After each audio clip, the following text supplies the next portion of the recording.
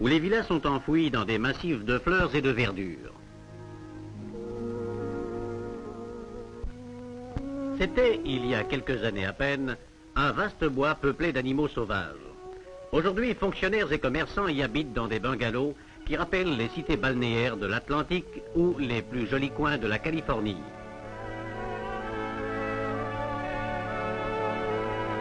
En 1960, voici ce qu'était le Congo. Un pays plus développé que le Singapour et au PIB égal à celui du Canada. Public et gratte-ciel donnent à Kinshasa son caractère particulier de cœur de la ville. Mais, 59 ans plus tard, le Congo est un pays en faillite, que tout le monde veut fuir, où la population croupit de misère, avec un revenu moyen de 1 $ par jour par habitant. Qu'est-ce que les Belges ont caché aux Congolais pour que depuis 59 ans, Tozoko rond-point Kaka, malgré tous les intellectuels congolais, Oyoba Tonzi n'a pas gouvernement? Pour avoir nos réponses sur Buzoba, Oyo et Tsindike Congo et Bongate depuis 1960, nous sommes allés au Singapour, un pays qui était plus pauvre que le Congo en 1960, mais qui, en 50 ans, est devenu une des plus fortes économies au monde, malgré que le Singapour n'a aucune richesse naturelle. Voici les 4 secrets que les Belges ont cachés aux Congolais. Premier secret, un pays fonctionne comme une entreprise. Nous sommes jaloux des succès que vous rencontrez ici à Singapour. Comment peut-on expliquer une telle réussite? Quelle était la vision du père de l'indépendance il y a 50 ans? C'est une très bonne question. Le succès a dépassé largement nos attentes initiales. Mais ce qui les a guidés par-dessus tout, au-delà de leur vision initiale, c'est ce qui marchait. La valeur clé de Lee Kuan Yew et de ses collègues, ce fut le pragmatisme, ce qui marchait bien. Oui, mais c'est un État dont on parle, pas d'une entreprise. L'État est géré comme une entreprise?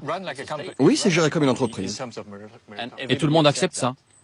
Avant tout, il faut comprendre qu'on n'apprend pas à construire un pays dans une université, mais on apprend seulement à le gérer. Un pays est comme une entreprise. Même le meilleur employé de Apple, si on lui disait de créer une autre compagnie comme Apple, il va lamentablement échouer. Donc, il y a une grande différence entre créer un pays et gérer un pays. Les Belges qui ont créé l'État congolais l'ont depuis laissé à une série de gestionnaires incompétents. Et voici le résultat 59 ans après. Le Congo aujourd'hui est à recréer. Mais les Congolais n'ont aucune expérience ni compétence pour créer un pays. Étudier Napoto ne veut pas dire qu'on sait comment créer un pays. Pire encore, on est formé pour travailler Napoto et on n'a aucune compétence adaptée à la réalité du terrain au Congo. Le secret le plus important, l'État est une entreprise. Si l'État est comme une entreprise, tous ses fonctionnaires, du président au bourgmestre, sont ses employés. Qu'est-ce qu'il faut pour avoir une entreprise performante? La façon dont on recrute ses employés. Au Congo, on a pour critère être de la famille ou de la tribu du président, être l'ami du président ou encore être un bon militant dans le parti au pouvoir. Mais au Singapour, eux utilisent la méritocratie. Seule ton expérience et ta compétence par rapport au travail comptent. Là-bas, pas de partage de pouvoir entre le cash et le FCC. Et ce système de la méritocratie, comment est-ce que ça marche?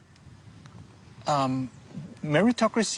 méritocratie, cela veut dire qu'un fonctionnaire est promu et classé en fonction de ses performances. Comment est-ce que vous évaluez les gens? La fonction publique a un système de classement et de notation très élaboré, similaire à celui des multinationales comme Shell ou BP. En fait, le système de Shell a été utilisé pendant un certain temps. Je ne sais pas si c'est encore le cas. Mais de toute façon, ils utilisent aujourd'hui les dernières techniques des ressources humaines pour évaluer les performances. Ils regardent aussi les qualifications et les diplômes, peut-être un peu trop selon certains, mais en général, le système est basé sur le mérite. Et les gens sont évalués en permanence? Vous êtes évalué par exemple? Bien sûr. Nous avons un système d'évaluation annuel très poussé. Et même tous les trimestres, au minimum tous les 6 mois. On demande aussi l'avis des collègues pour avoir une vision à 360 degrés du salarié, comme dans les multinationales. Oui, mais c'est un État dont on parle, pas d'une entreprise. L'État est géré comme une entreprise? Oui, c'est géré comme une entreprise. Et tout le monde accepte ça? On l'accepte parce que ça donne une égalité de chance. Et même si on sait que tout le monde n'aura pas les mêmes résultats, le plus important, c'est d'avoir une égalité des chances. C'est là-dessus que repose la méritocratie. 2. Les fonctionnaires doivent être honnêtes et non corrompus. Félix Tshisekedi parle souvent de combattre la corruption, mais sans jamais parler de ce qui cause la corruption au Congo. Au Singapour, pour éviter la corruption, les fonctionnaires sont parmi les agents les mieux payés et avant d'être nommés, ils doivent suivre une formation obligatoire très rigoureuse en administration publique. Est-ce que Félix Yemoko a même suivi une telle formation? Dans la pièce d'à côté, Monsieur Chia est aux commandes. Il est directeur de la performance au ministère des Finances. Ici, on apprend à gérer au mieux les dépenses publiques et à lutter contre la fraude. Une priorité pour maintenir la confiance des investisseurs. Il faut prévenir la fraude lors des achats publics. On a eu des gens haut placés qui ont été condamnés ou accusés de détournement. Ce sont des pratiques qui nous discréditent. Nous devons être dignes de confiance.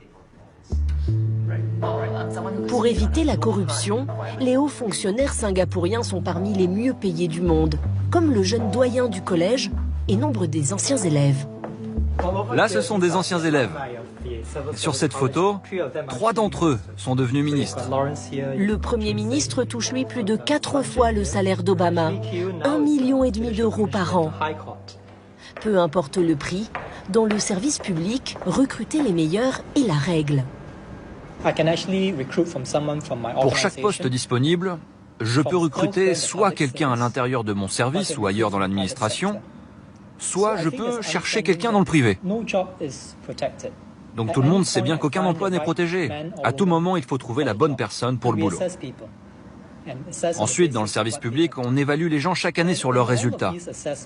Avec leurs supérieurs, on note leur travail, on regarde simplement leur performance. Notre attention constante sur les résultats et les performances soutient notre fonctionnement. On a construit un système basé sur le mérite. Ils sont si petits, sans aucune ressource naturelle. Ils ne pouvaient rien faire. Mais cela les a aidés. C'est une approche intéressante du changement.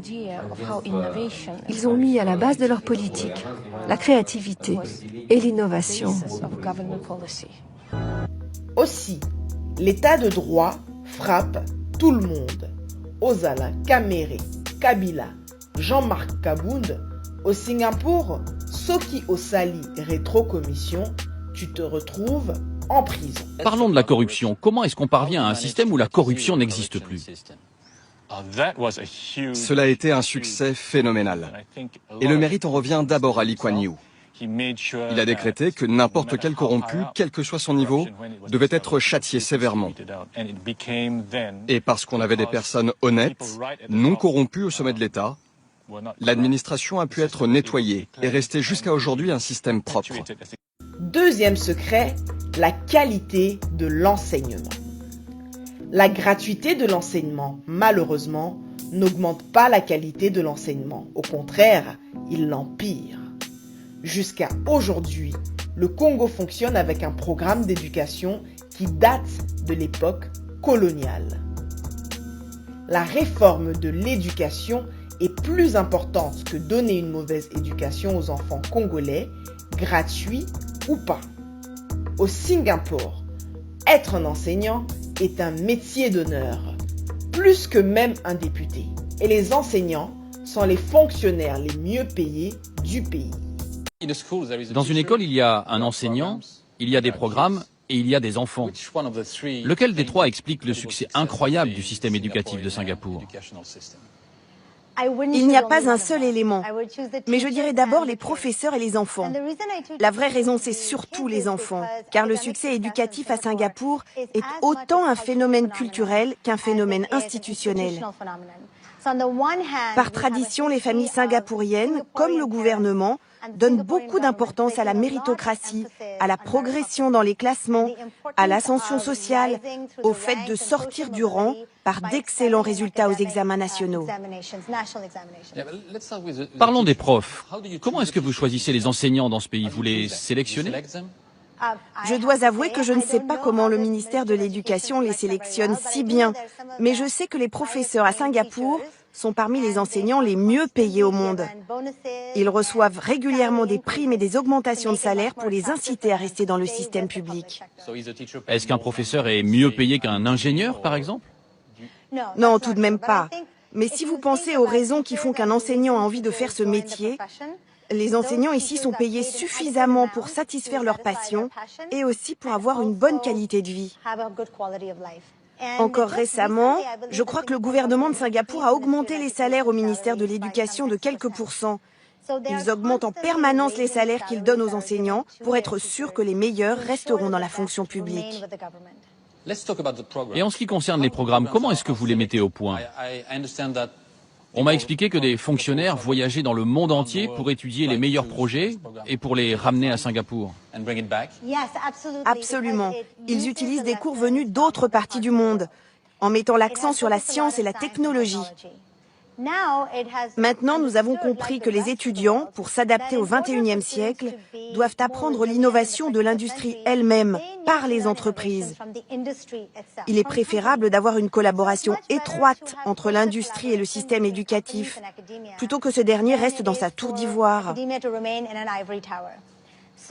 L'an dernier, par exemple, j'ai été invitée à participer à une mission d'études. Et nous sommes allés en Allemagne et en Suisse pour découvrir leur système d'apprentissage. Nous avons discuté avec les acteurs du système pour qu'ils nous expliquent leurs échecs et leurs succès.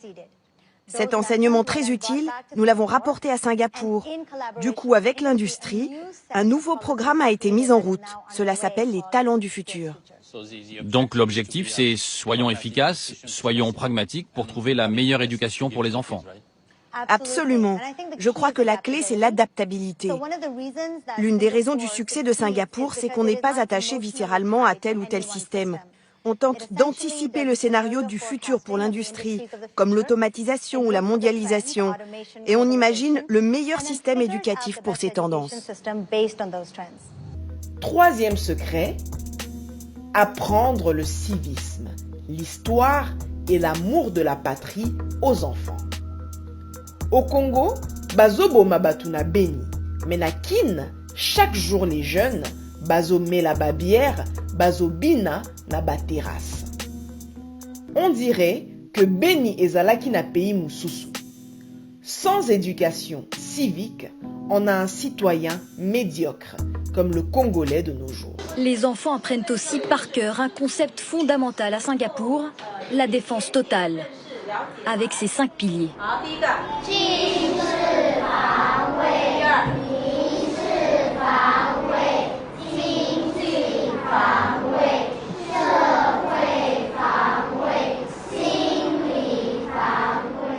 La défense totale est en fait un concept national, selon lequel chaque citoyen joue un rôle dans la défense de Singapour. À Singapour, il y a même un parc d'attractions dédié aux valeurs nationales. À l'intérieur, des jeux destinés à inculquer l'amour de la patrie. On peut par exemple participer à une opération de l'armée singapourienne. C'est un avant-goût du service militaire qui dure 2 ans pour tous les garçons. Une manière ludique de s'initier à la défense du pays. Et bien sûr, la guide ne manque pas de recentrer les visiteurs sur la notion de défense totale. Vous allez par exemple me citer une menace internationale et l'effet que cela aurait sur Singapour. Nous avons le terrorisme, les épidémies et la récession mondiale. Et nous avons ici des questions de réflexion. Vous devez vous demander, si la récession frappait Singapour, qu'est-ce qui se passerait? Et vous, qu'est-ce que vous feriez? Nous parlons de la transformation de Singapour qui est passé d'un pays du tiers-monde à un pays développé en l'espace d'une génération. Et nous regardons l'évolution prévue pour le pays dans les années à venir. Et bien sûr, l'important, c'est de savoir comment chacun de nous va participer à cette aventure.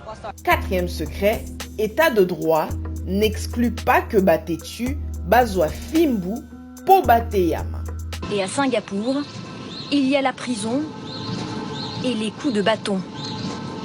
Regardez ce clip de la police singapourienne censé dissuader les délinquants.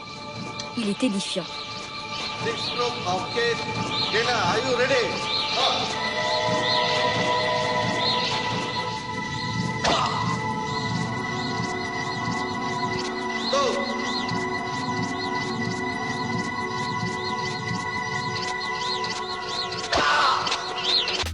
Voilà, c'est tout. 4 secrets oyo ya pamba. Soki to saleli yango, 10 ans ya pamba. Congo ebongi mbala moko ekomi lokola États-Unis. Conseil ya suka. Ba Congolais botika esprit ya jalelo na fanaquitisme. Likambo ya mboka eza match ya vita imanate poto zala ba fanatique. Même si tu aimes ton leader, laisse un peu d'espace dans ton cerveau pour la raison et l'objectivité. Ce reportage spécial vous a été présenté par Konzo Force, le secret du plaisir dans le mariage depuis le temps de nos ancêtres. Konzo Force vous fait un cadeau spécial pour la fin de l'année 2019. Maintenant, vous pouvez commander un sachet test de Konzo Force à $0. Je dis bien $0. Profitez aujourd'hui de cette offre très limitée sur zondo.congomikili.com. Une offre à ne pas manquer. Passez votre commande gratuite et profitez de la livraison express aussi en promotion à seulement $2. Premier arrivé, premier servi. Konzo Force, le secret du plaisir dans le mariage depuis l'époque de nos ancêtres.